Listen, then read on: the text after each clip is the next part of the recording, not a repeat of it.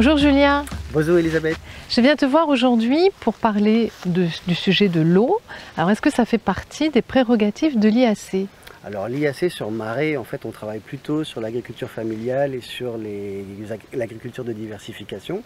Donc on n'a pas un rôle direct avec l'eau, mais on a des préconisations par rapport à la culture, aux pratiques, d'avoir des pratiques qui n'utilisent pas beaucoup d'eau. Donc on préconise le paillage par exemple sur les vergers.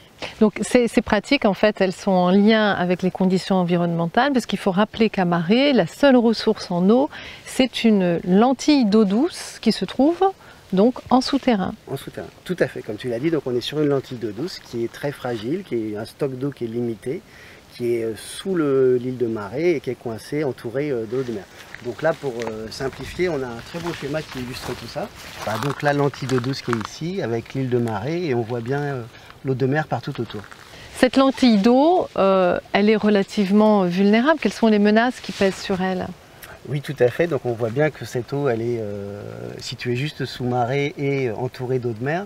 Donc si on pompe trop l'eau, on aura un risque de remontée des eaux salines et potentiellement toute activité humaine peut être source de pollution et donc comme c'est la seule source d'eau disponible sur Marais, on pourrait avoir une eau qui serait plus consommable.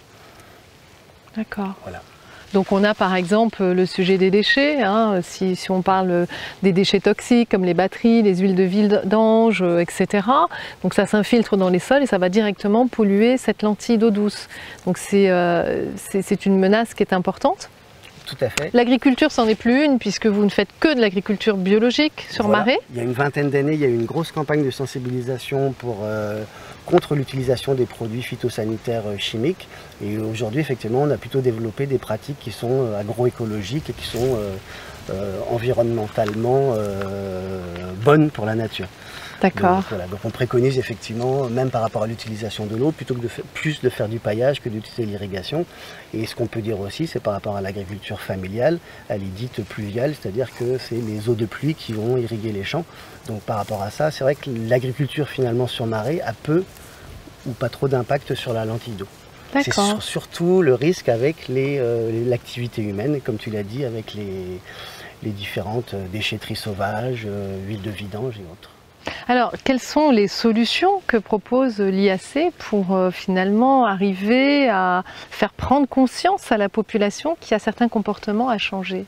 Alors ta question tombe très bien, je te remercie parce que justement on a pu en fait développer à travers les ateliers de la politique de l'eau partagée un jeu sur Marais pour justement sensibiliser la population sur l'utilisation et sur la consommation de l'eau et sur sa vulnérabilité.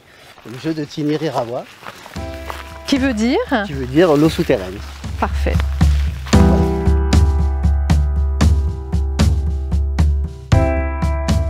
Alors l'objectif du jeu, c'est de comprendre les usages et les pratiques usuelles de l'eau sur Marais.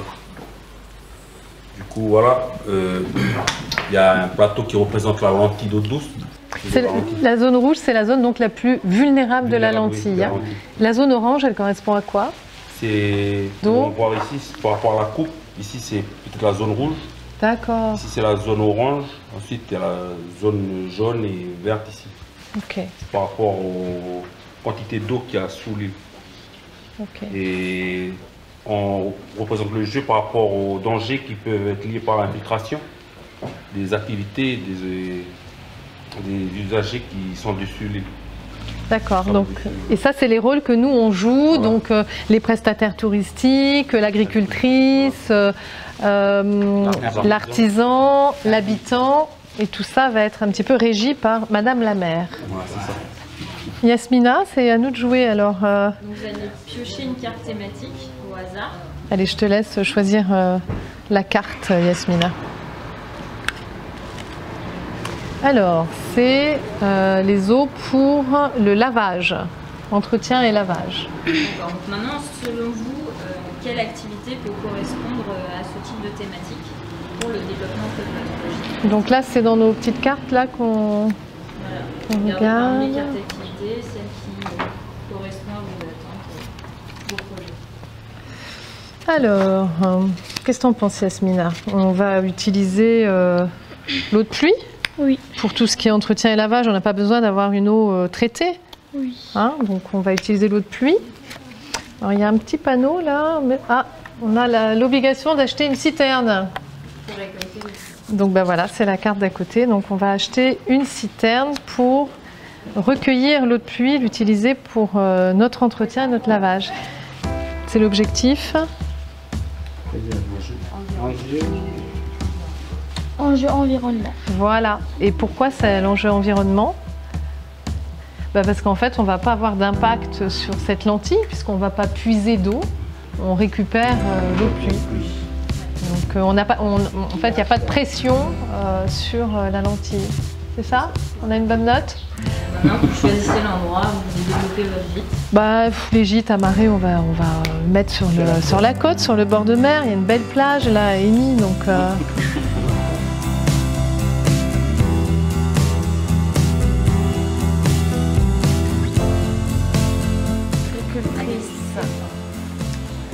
Et donc, fertilisation et traitement. Et prendre le paillage.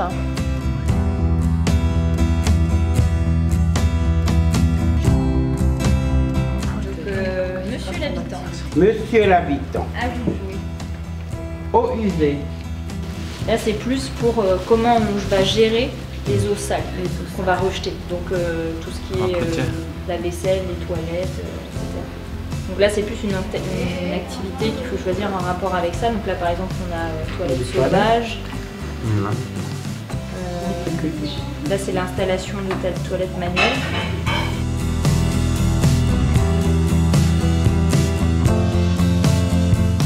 Parce qu'en fait, tu n'exerces pas de pression sur la lentille puisque tu ne consommes pas l'eau potable pour les toilettes. Madame la maire, à vous. Présélective et sensibilisation. Et donc pourquoi vous vous installez là sur la zone orange pour faire la sensibilisation au tri sélectif? Déjà, il y a moins d'impact sur le là.